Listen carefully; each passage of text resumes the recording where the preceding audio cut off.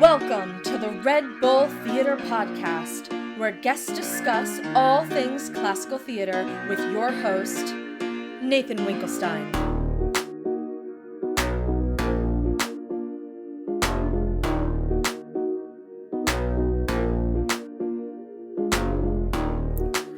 Hello, and thank you for joining us tonight. I'm Nathan Winkelstein, the Associate Artistic Director at Red Bull Theater and host of tonight's remarkable Podversations. This evening's Podversation, we will be focusing on perhaps Shakespeare's most beloved character, Falstaff, who appears in 3 of Shakespeare's plays and is eulogized in a 4th. And tonight, we will be focusing on the tavern scene in Act 2, Scene 4 of Henry IV, Part 1. Our guest tonight is an extraordinarily accomplished actor. I could recite his film, TV, Broadway credits, and the awards he has won, but perhaps his accomplishments, certainly in the realm of classical theater, are best summed up by the fact that he has performed in more plays at the Delacorte Theater, Shakespeare in Central Park, than any other actor to date. He is the one and only J.O. Sanders. Hi, Jay. How are you doing? Oh, Jay, I think you're muted. Either you're muted or I'm muted, which is also entirely possible. For those of you who noticed that we were a little bit late to get going, that was very much on me. This is very easy. I somehow got it. I hit it. Okay. Didn't even know it was there. Perfect. Yeah. Perfect. So you can hear me it wasn't me for once. Yes, we can hear you now. Huzzah. There's no magic here, y'all. We are at the whims of technology and Wi-Fi, and we had a fun 20 minutes before we got going. So anyway, Shakespeare, a little context before we jump into this scene. We're going to be doing an excerpt from Act 2, Scene 4. I am going to be playing Prince Hal, so forgive me, and Jay will be playing the wonderful Falstaff. Prince Hal, later known as Henry V, is spending his time slumming it with a group of dissolutes at the local Boar's Head Tavern instead of paying attention to his princely duties. His main partner in mischief is an old, fat, jovial knight, Sir John Falstaff. And during a night of carousing, news comes to the tavern that a rebellion has begun in England, and Hal is called before his father. Hal claims not to be concerned, but Falstaff presses the issue. But tell me, Hal, art thou not horrible afeard? Art thou not horribly afraid? Does not thy blood thrill at it? Not a whit, in faith. I lack some of thy instinct. Well, thou would be horribly chid tomorrow when thou comest to thy father. If thou love me, practice an answer. Do thou stand for my father and examine me upon the particulars of my life. Shall I? Content. This chair shall be my state, this dagger my scepter, and this cushion my crown. Oh, thy state is taken for a joint stool, thy golden scepter for a leaden dagger, and thy precious rich crown for a pitiful bald crown. Well, then, the fire of grace be not quite out of thee. Now thou shalt be moved. Give me a cup of sack. To make mine eyes look red, that it may be thought I have wept. I must speak in passion, and I will do it in King Cambyses' vein. Well, here is my leg. And here is my speech. Stand aside, nobility. Peace, good pint. Peace, good tickle brain. Harry, I do not only marvel where thou spendest thy time, but also how thou art accompanied. For though the chamomile, the more it is trodden on, the faster it grows, yet youth, the more it is wasted, the sooner it wears. That thou art my son, I have partly thy mother's word, partly mine own opinion, but chiefly a villainous trick of thine eye and a foolish hanging of thy nether lip that doth warrant me. If then thou be son to me, here lies the point. Why, being son to me, art thou so pointed at? Shall the blessed Son of Heaven prove a mica and eat blackberries?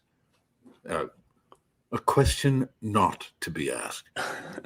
Shall the Son of England prove a thief and take purses? A question to be asked. There is a thing, Harry, which thou hast often heard of, and is known to many in our land, by the name of pitch. This pitch, as ancient writers do report, doth defile. So doth the company thou keepest. For Harry, and now I do not speak to thee in drink, but in tears, not in pleasure, but in passion, not in words only, but in woes also. And yet, there is a virtuous man whom I am often noted in thy company, but I know not his name. What manner of man, and it like your majesty? He's a goodly portly man, and a corpulent, and of a cheerful look, a pleasing eye, and most noble carriage. And as I think his age some 50, by a lady inclining to 80. And now I remember me, his name is Falstaff.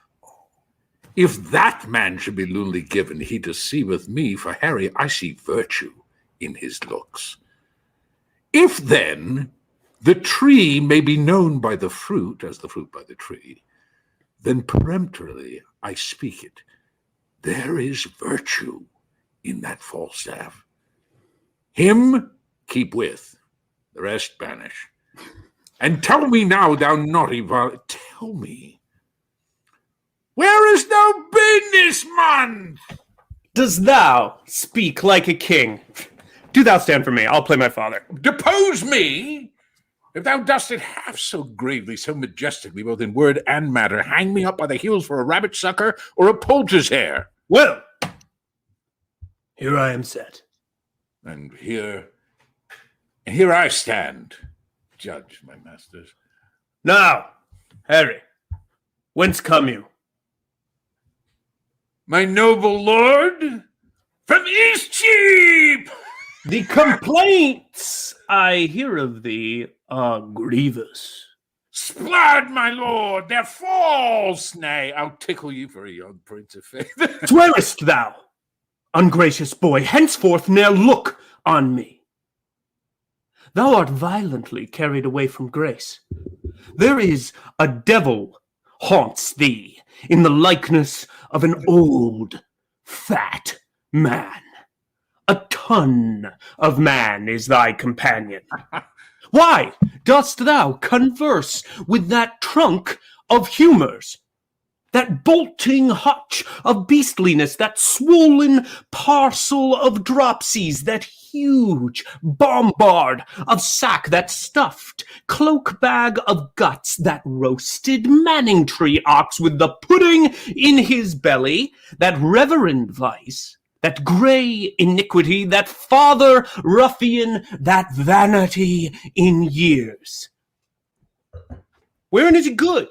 But taste sack and drink it, wherein neat and cleanly, but to carve a capon and eat it, wherein cunning, but in craft, wherein crafty, but in villainy, wherein villainous, but in all things, wherein worthy, but in nothing. I would your grace would take me with you. Whom means your grace? That villainous, abominable, misleader of youth, Falstaff, that old white-bearded Satan. My lord, the man I know. I know thou dost. But to say I know more harm in him than in myself were to say more than I know. That he is old, the more the pity. His white hairs do witness it, but that he is saving a reverence. A whoremonger? That I utterly deny. If sack and sugar be a fault, God help the wicked. If to be old and merry be a sin, then many an old host that I know is damned. And if to be fat be to be hated, then the Pharaoh's lean kine are to be loved. No, my good lord, banish Peto, banish Bardolph, banish Poins for sweet Jack Falstaff. Kind Jack Falstaff, true Jack Falstaff, valiant Jack Falstaff, and therefore more valiant as he is old Jack Falstaff. Banish not him, thy Harry's company.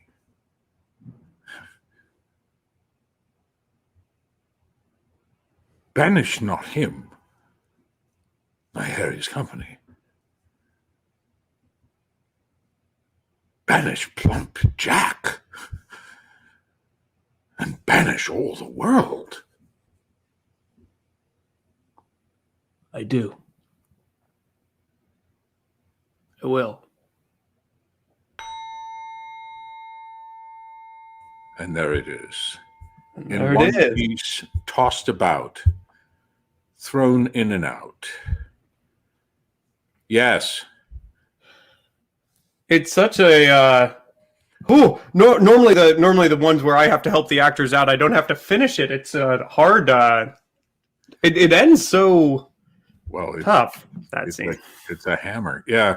Also this is also the end of a much richer, longer scene. One of the great scenes of all of Shakespeare and that he has been completely caught by how trying to, the whole thievery, purse robbing thing before this is a whole other scene. But this is beautiful because he wants being offered the chance to be Hal's father, to be your father. That to him is the fulfillment of his heart, and to joke and laugh with it and then be taken to task for it. You go, why are you joking so much? Why are you going so? Why do you keep going? And why do you keep talking? Why are you saying all these things? And that it's, that he reads the coming banishment in all of that. And you, Jay, so in full disclosure for the audience, you're actually the first guest that I've had who hasn't performed or directed, in Dan Sullivan's case, the role that I'm having you on to discuss. Right. Which it's been really interesting preparing for this with you and kind of watching, instead of one trying to remember or rediscover, watching someone discover a role that they are destined to play, in your case. Well, I played a version of it in a wonderful, sweet, beautifully written, outrageous comedy called Lone Star Love, which was a post-Civil War version. My friends John Haber and Jack Herrick did the book and the music for it brilliantly, and a wonderful, wonderful cast.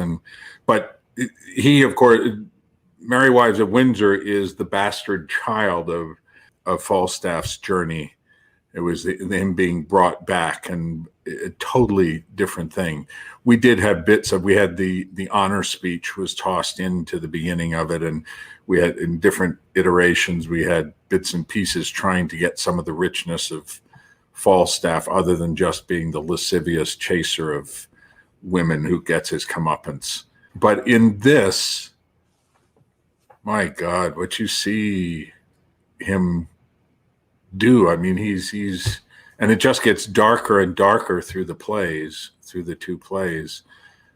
It's really profound to watch this man who is, I mean, his flash phrase, "Give me life, give me life," and that he is so full of life and represents life, and also is total realist in terms of everyone else is pursuing honor, and that's that other speech that we talked about, you and I, the honor speech being, what is honor?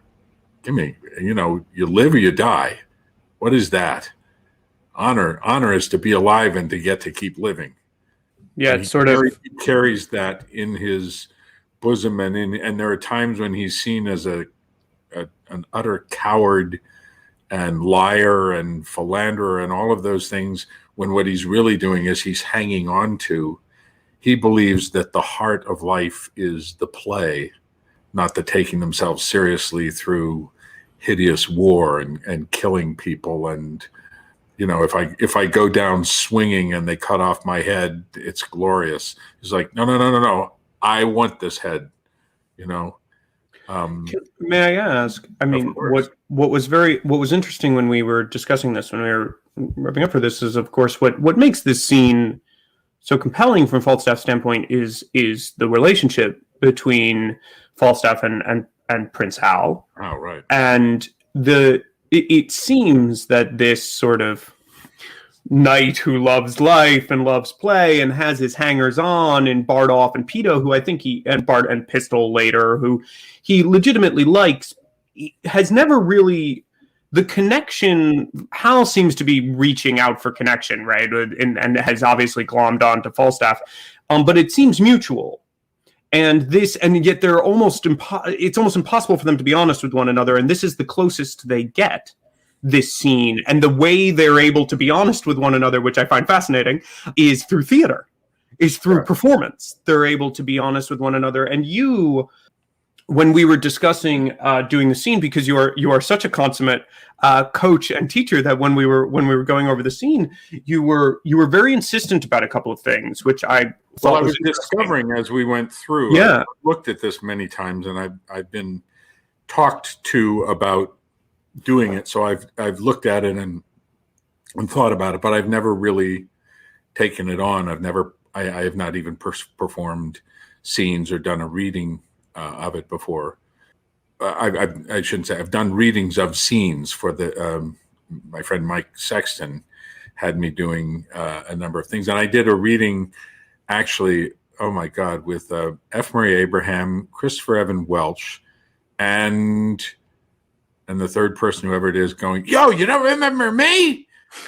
we had one of those. Let's hope they're not watching. Yeah, exactly. Up at the Danny Kaye Playhouse, and we dove into it, and you can just release into this. He's absolutely operatic, but at the same time, there's it's a cascade of language that he brings people along with. He seduces everyone around him until everyone is trying to do what he does.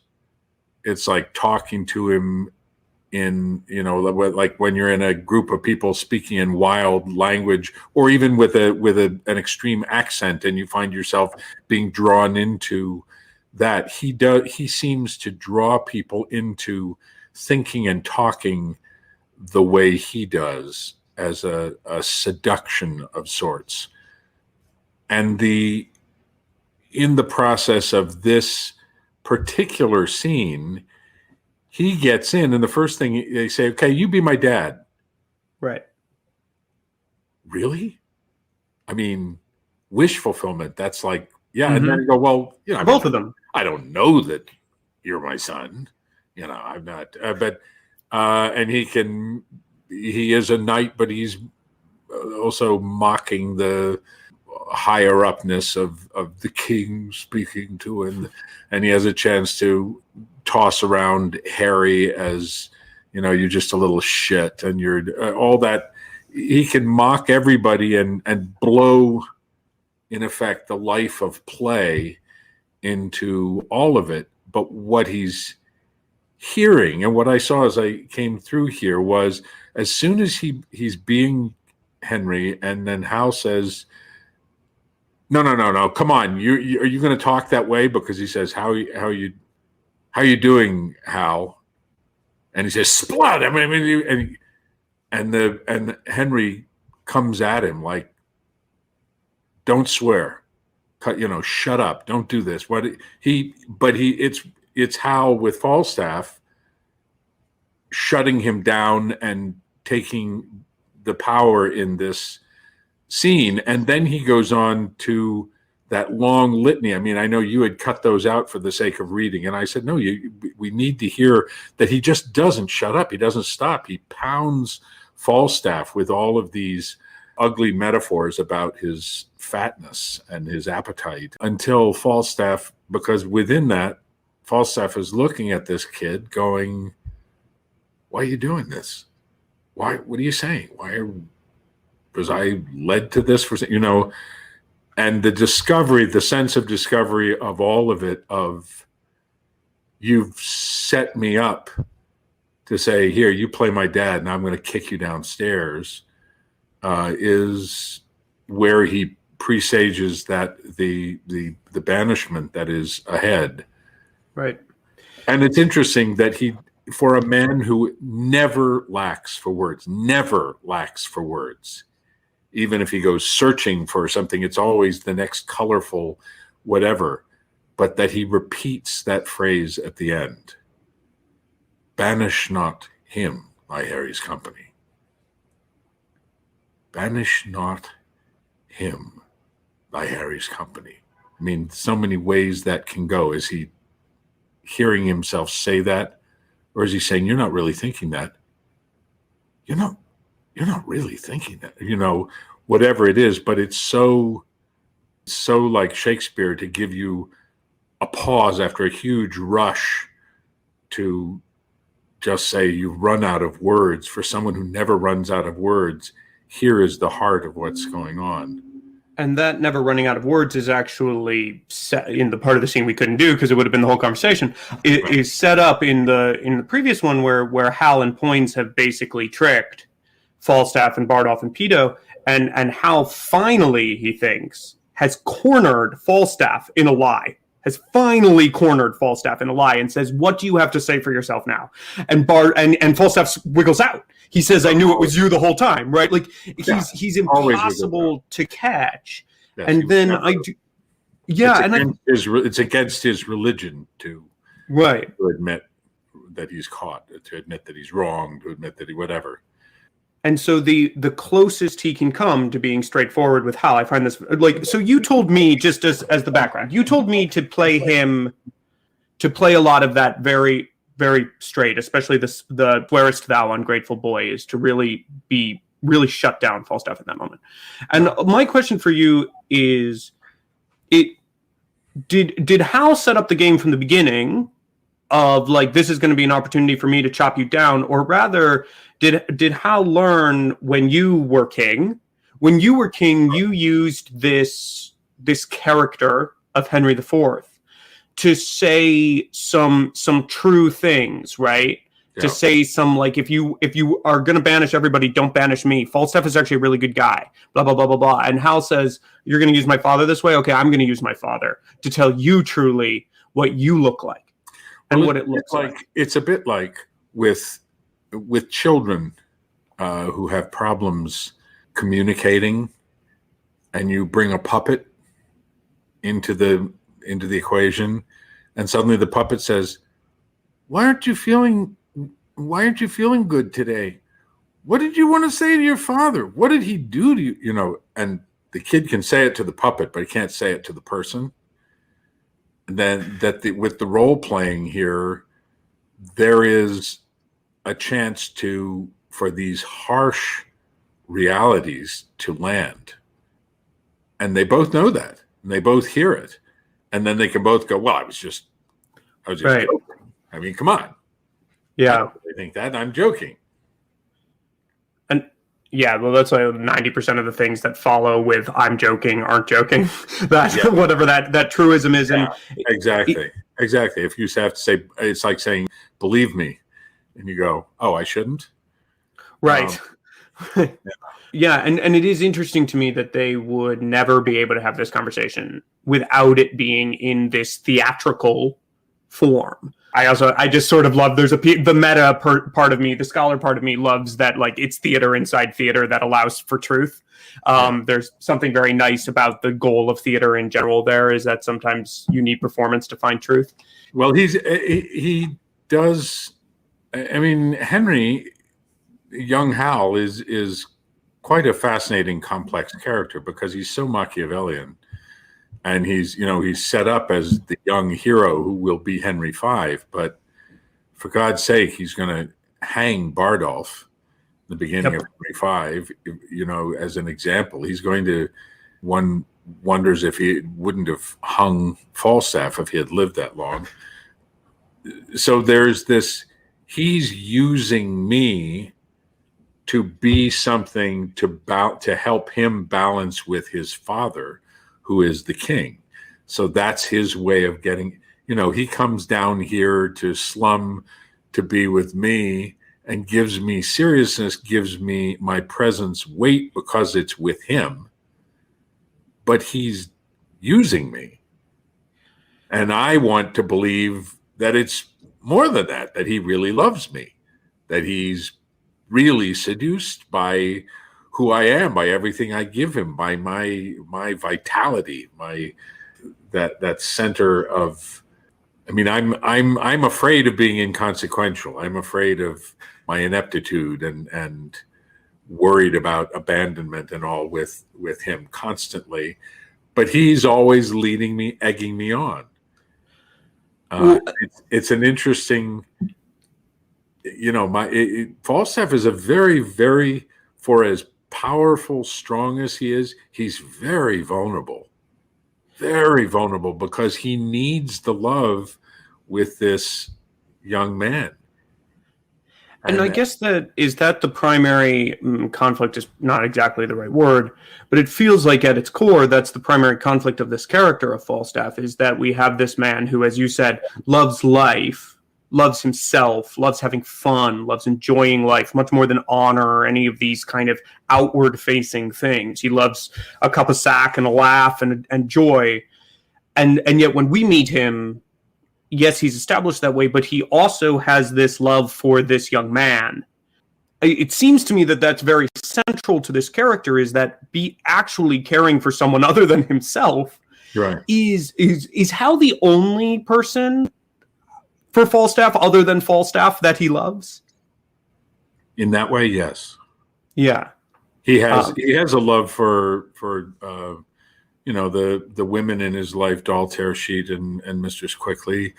He has a strange relationship with Bardolph and Nym. But he throws them under the bus in this jokingly, and in the long run, it's like, okay, don't worry about any of those guys, just me. It really is with Hal, and Hal is also the pathway to respectability and nobility and power and a whole different form of life. And I'm down here slumming as a knight. I'm being, I carry my royalty, and the question of how much royalty do I actually have and how much is put on. But that's the weight of that is my coin, as it were. That's what I'm worth. And he gives me a how can I say, he's like the gold in Fort Knox. He makes my dollars real. So if he leaves, I have nothing. To push back against that a little bit, it is interesting that even after this tavern scene, Hal is called to his father and ends up leading the armies against Hotspur and gives you a commission. He gives you the opportunity to use money and power and have power over people and have all of these things that Hal can provide. Like, that's why, I mean, yes, Hal's Machiavellian, but I don't think he's purely using Falstaff. I think he gives Falstaff every opportunity he can to rise, and yet Falstaff will not. He refuses. He squanders that money and does all of that. So it continues to be this odd kind of juxtaposition of the spirit. Right, I stand for the spirit of constant play.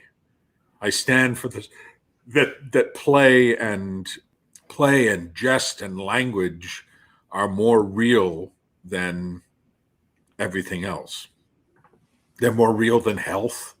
They're more real than what they think of as honor.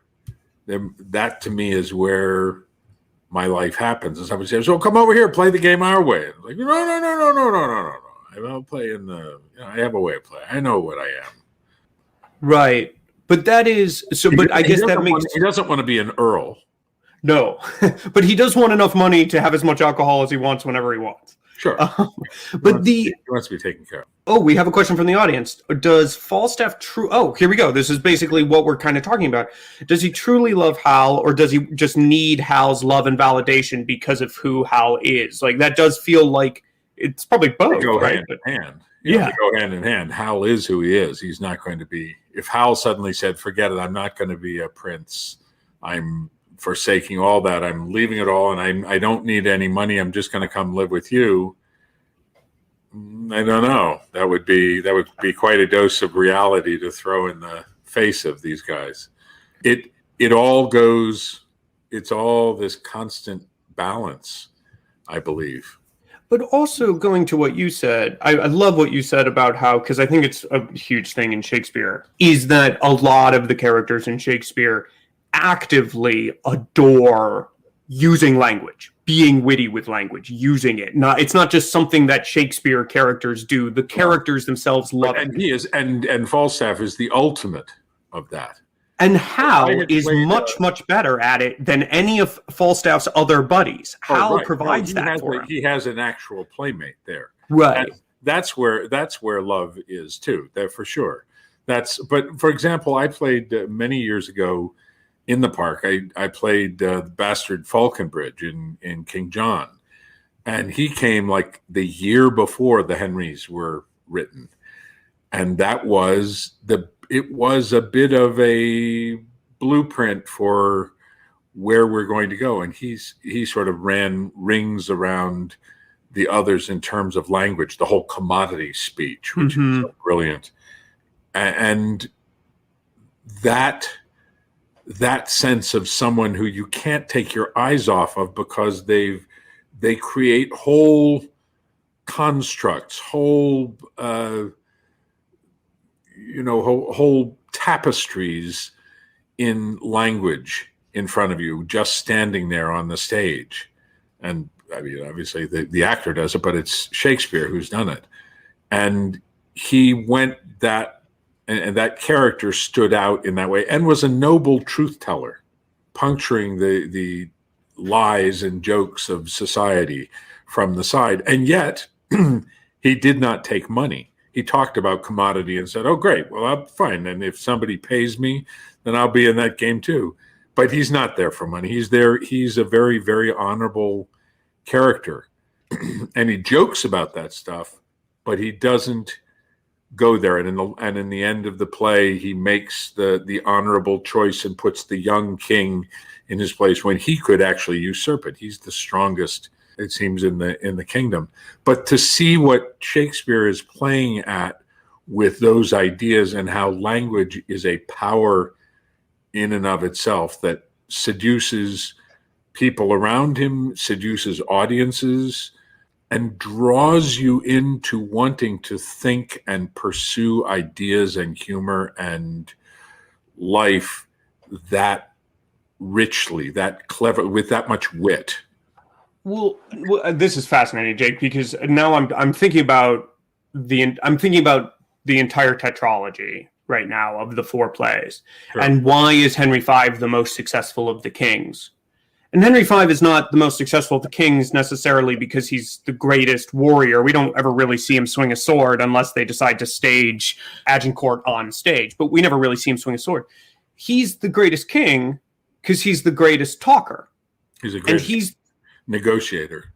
Well, but also he's the greatest inspirer, and he's like, what's the first thing we meet him in Henry V doing? My first show in the park was Joe Papp directed a version of Henry V that was, and we did stage Agincourt. Oh, there you go.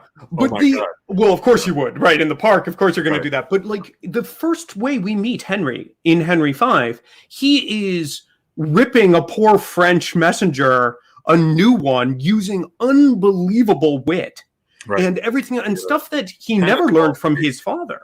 Yeah, that was what I first auditioned for the public with, that I had worked on in college. The tennis ball speech. Yeah, so this mock mothers from their sons. But that's Falstaff. Castles down. Yeah, no, it's the celebration of the power of that wit, and that is how. Going from this with Falstaff and taking it on with him, he is the graduate of the Falstaff Academy.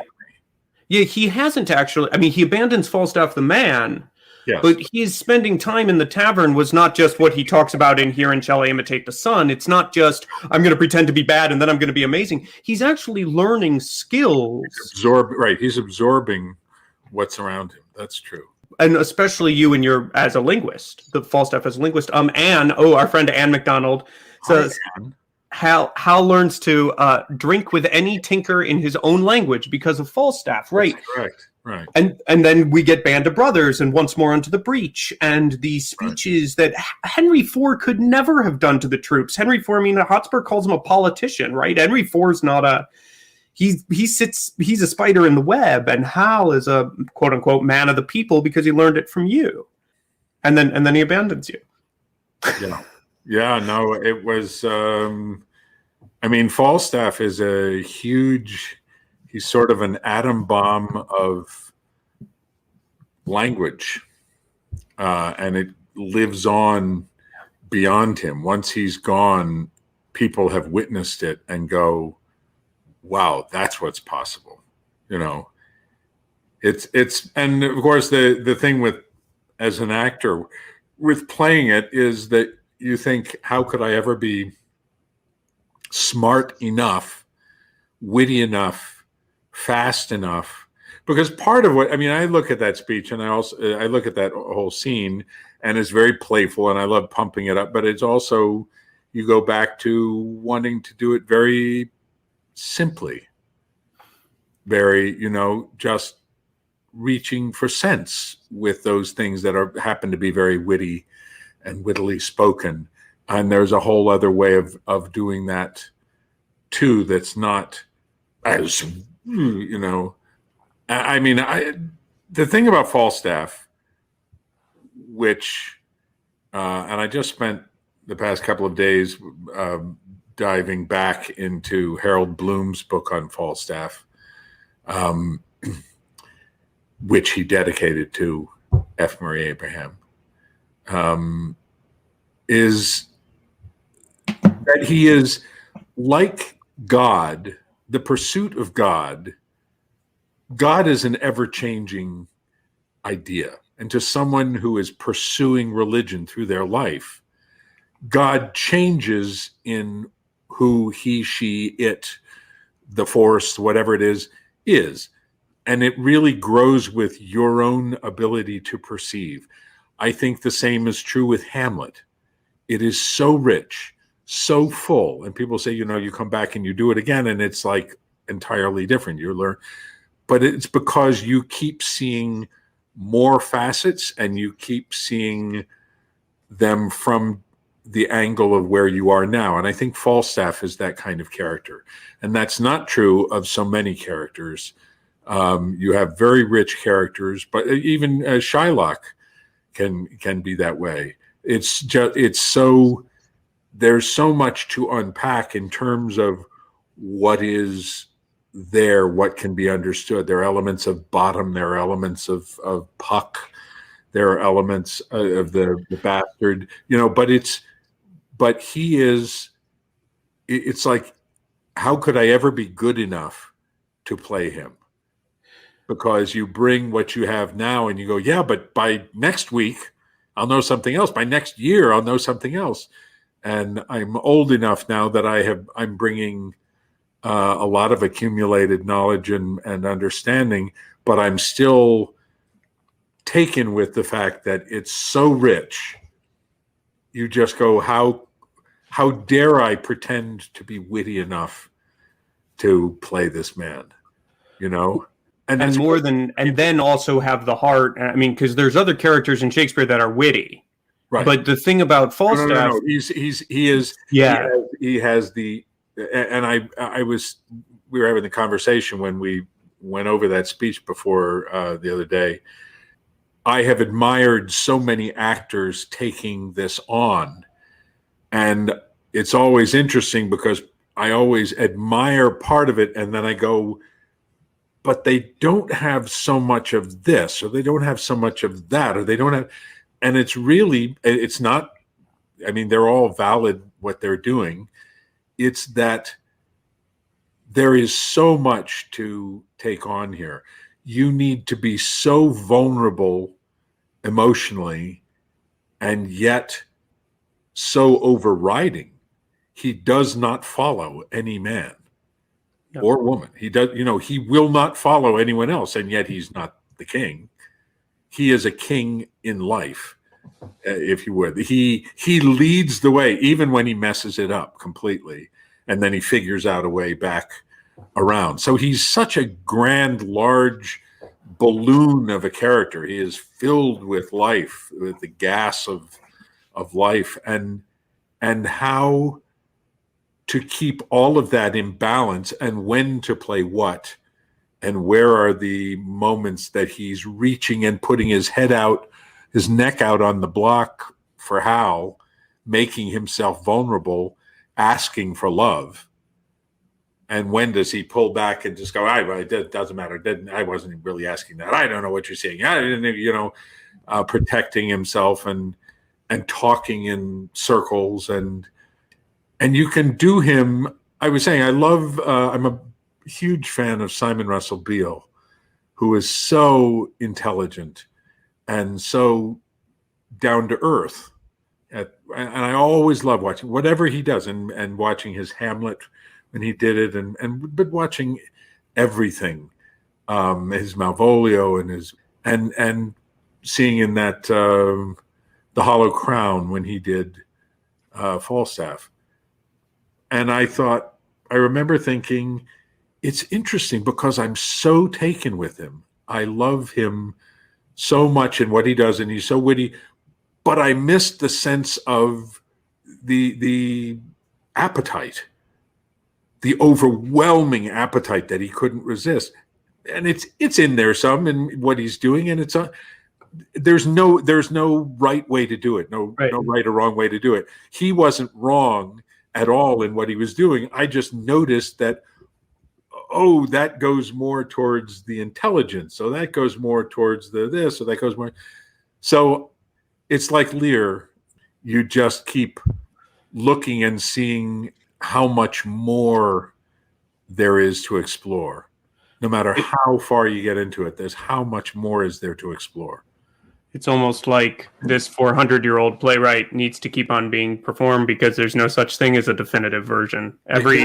It's revelatory. I mean, that is, I think it's interesting, these Hamlets, these Lears, these Falstaffs, they're so vastly human, right? They're so huge, they're so three-dimensional that there's so much variation inside it because it's almost impossible to encompass the entirety of that person. Right. So each person they bring their own strengths and encompass it to whatever level they can. Yeah. And I don't think you should. I'm here. I'm sure I'm speaking for the audience as well. I'm here to say that you shouldn't allow your hesitancy over whether or not you can do it to stop you from doing it. Please play this role. No. I feel like, you go and you take a run at it and you get a bunch of stuff, but you sort of inevitably come out and go, oh, maybe if that scene was so much simpler. Or maybe it's in the words, but I don't hear it. The audience hears it spoken and hears what's happening, but it doesn't land with me. and there's no right or wrong. I mean, I just don't. I don't know a right or wrong way to do it, but that's what's so brilliant about all of Shakespeare, and certainly with the greatest of roles, makes you feel I have to do that. And one of the great sadnesses of my life was that I never played Hamlet when I was younger, and I would have loved to have and to take on that language. Macbeth is some of the most beautiful language. Yes. I've been in a couple of productions of that, and I still wanted to do it. I still wanted to do this. Marianne, actually, we did a workshop at the Public a number of years ago to do it older, because it completely changes the yes. play if you're a younger Macbeth and Lady Macbeth. There's the aspiration to everything you want and drive, and if you're older and you've been through everything you've been through, it's a final gasp for something. And what is it that makes it enough that you still venture that at this? I mean, it's all those things, but that's Shakespeare tapping into what is so deeply human about and shared by all of us. Well, and I think that again, I'm just struck by. I love that sometimes it's one of those ones where like a single line of a conversation stands out to me, and it was very early when you said, Falstaff is like, I'm not going to quote you right, but something about he's life. He's all about life. He is life. Right? He is the life force, and the crazy thing is, the life force includes what is perceived as cowardice. Yeah. Because life force will choose life over honor, over what is perceived as honor. And you go, honor, what is what's honor? That? Which is that whole speech. But life I will survive, the people coming through the camps in World War II, and how that changes their entire course of their lives, and what they hand their kids through generations of that understanding of, they tried to kill me, they tried to kill us all, they tried to wipe us out. You must survive. No matter what you have to do, you must, it's not wrong. It's at all. It is you go, wow, I've never been in that position. I've imagined that position, but Falstaff is the life force, and it has lots of negatives to it and lots of positives to it.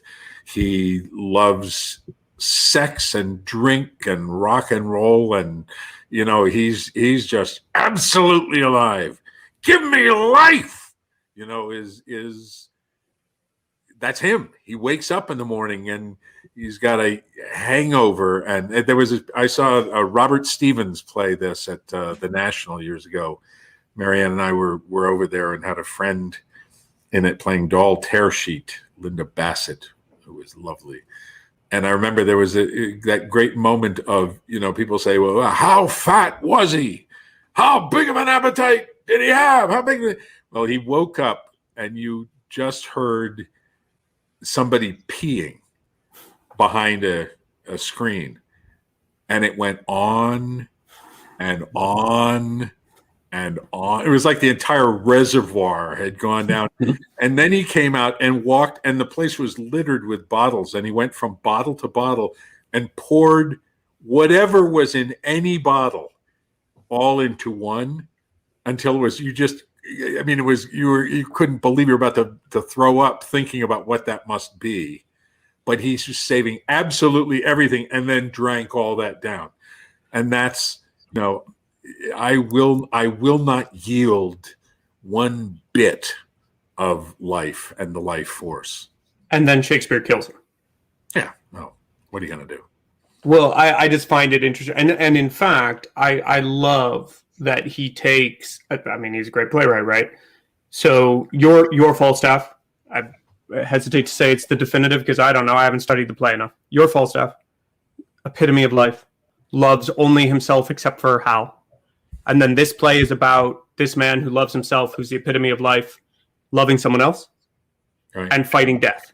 Right. Because I just find that like that's brilliant. It's simple, but I mean, we have seen the chimes at we've heard the chimes at midnight. We have what is it when life itself, the embodiment of life, faces the specter of death or banishment in the case of this scene. Right. And how hard Orson Welles doing the darker version of all that comes to all that, and we've heard the chimes at midnight.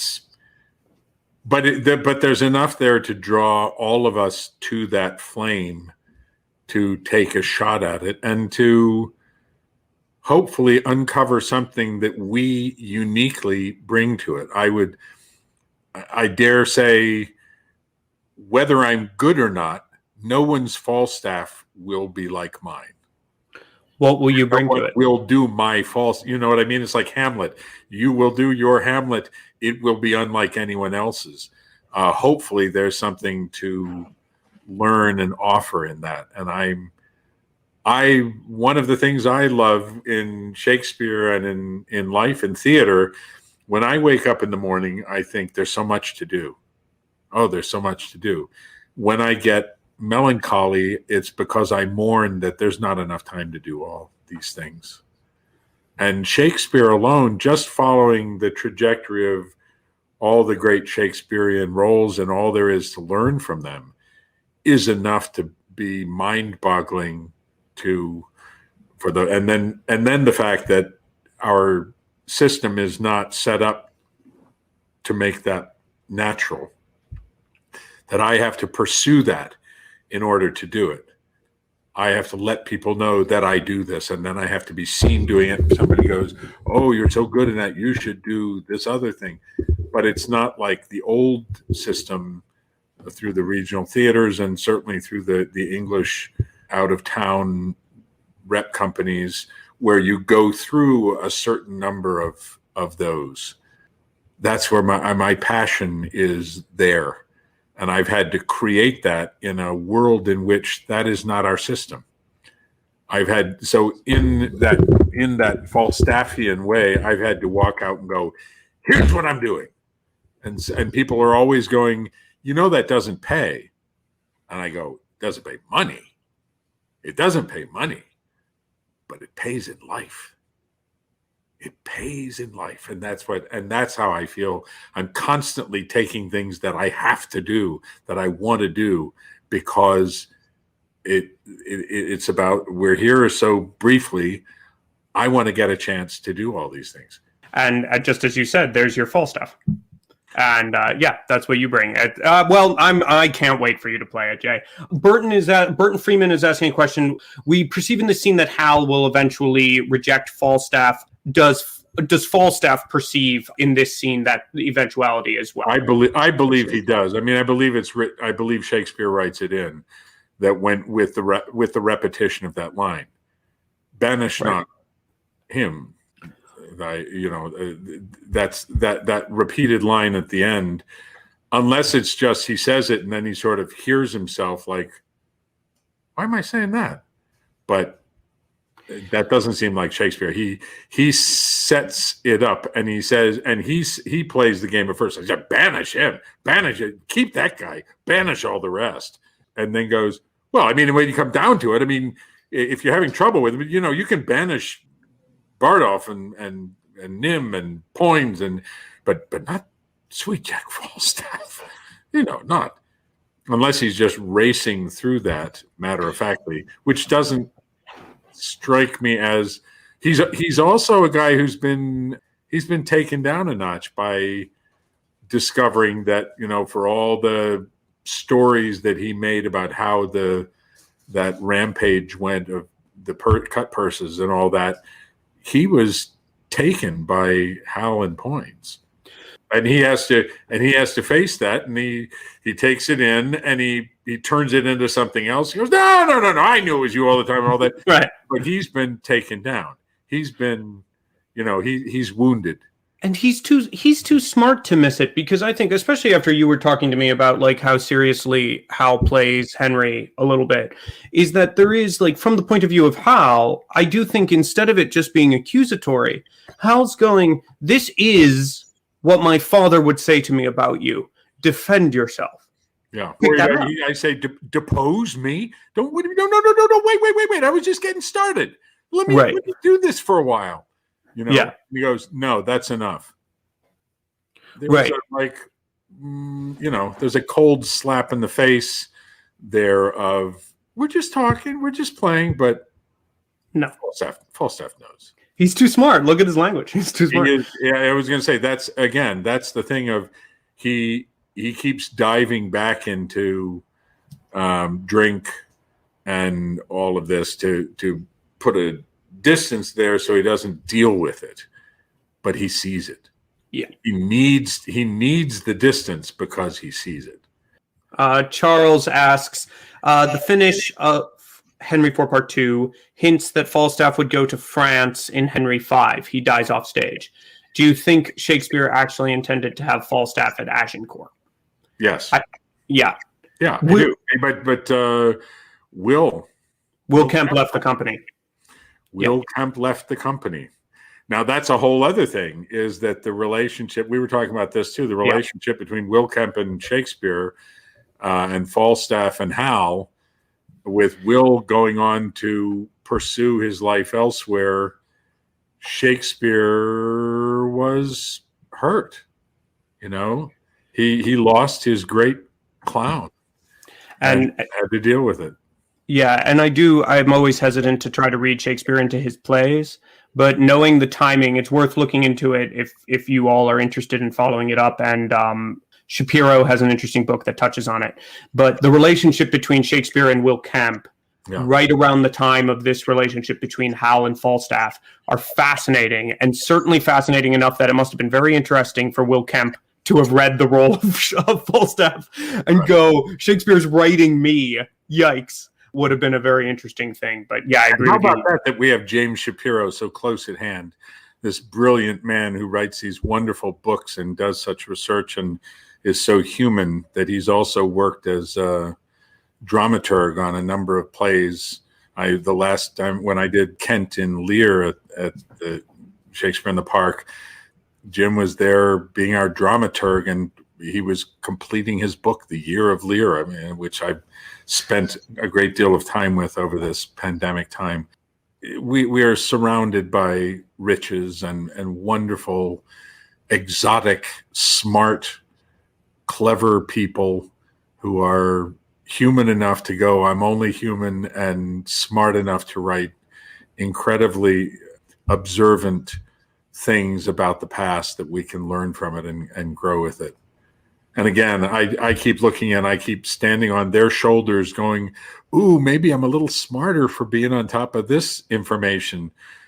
But at bottom line, I keep saying, smart as I'd like to be, I recognize that it's always reaching up, It requires a vocal nimbleness and depth of resonance to do on stage. How do you prepare? I say a lot of words and I resonate. I have a resonant voice. I inherited it from my father, who used to speak in Quaker meetings growing up. And I actually had someone run up to me in Brooklyn a few years ago and go, oh my God, are you Jay Sand? I went, yes. I think it was, I know you. I remember your dad speaking in meeting.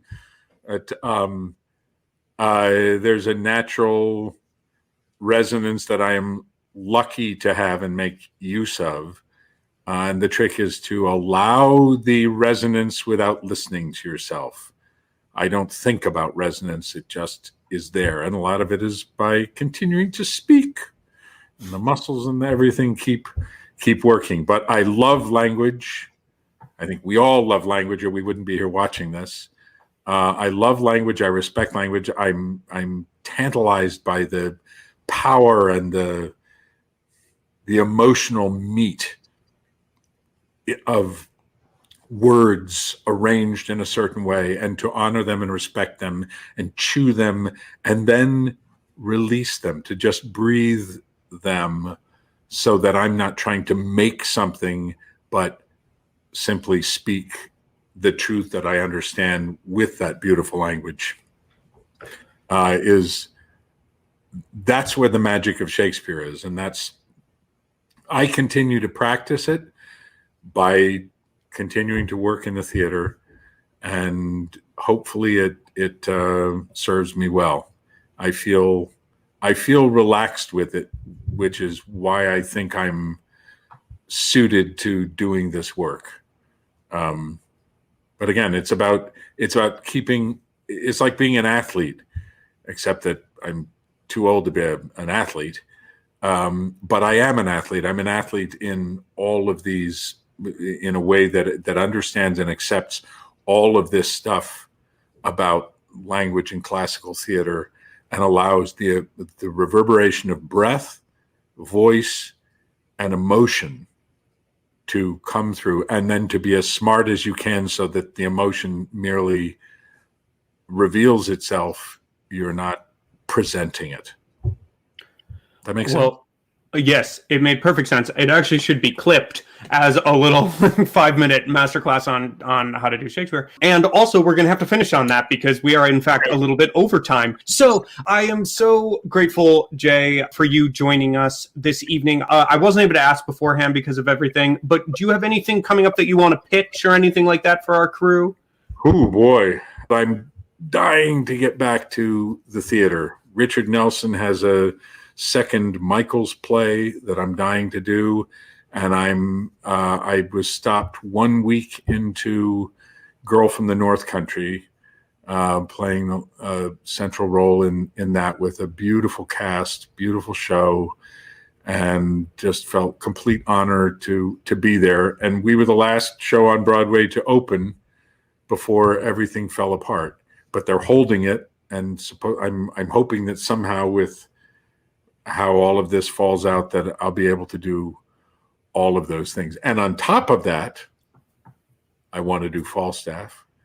I worked on Lear for 4 months or 5 months here at home, just saturating my system with it and talking with friends about it. That's another one. I've had many thoughts about Prospero. A lot of things. Life is big. You're Falstaff. You want to do it all. And God knows what else may come up. But there is the whole classical canon that that alone is enough to take one's life. And I feel very honored to be able to go back and forth. Between those, I do as much as I can with Marianne, with my wife, and who is wonderful, wonderful actress. I'm just hoping to be out there with all of you, on stage, in the audience, in the conversations, whatever. That's what it's all about. And I feel honored to be asked to continue to pursue these things. I thank you, Nathan, for asking me, and thank you, Jesse Berger, for inviting me to do this. And all my fellow actors who feel the same way, who are doing that sort of thing, looking everywhere they can. Patrick Page, and who's out there jumping on all this stuff, and countless other people has been on this Podversation. Yes, and Chuck Woody and so many lovely, talented souls that I'm fortunate to be in the world with. We have to help get the world back in place in order so that we can continue this life, because there's so much to learn through art, and to giving ourselves over to art to see what we can learn. And on that wonderful note, thank you, Jay. Thank you. Great to see you, Nathan. Thanks for tuning in to the Red Bull Theater Podcast. If you enjoyed this episode, please subscribe, rate, and leave a review on your favorite podcasting platform. Your support helps us to bring you more captivating conversations and insights into the world of classic theater. To stay updated on our latest activities, follow us on social media, get on our mailing list, and visit www.redbulltheater.com, where you'll find an abundance of podcasts, readings, classes, seminars, productions, and more. Your support makes all of this possible, so please consider making a tax-deductible donation on our website to help us continue bringing classical theater to contemporary audiences. Until next time, thanks, and ever thanks.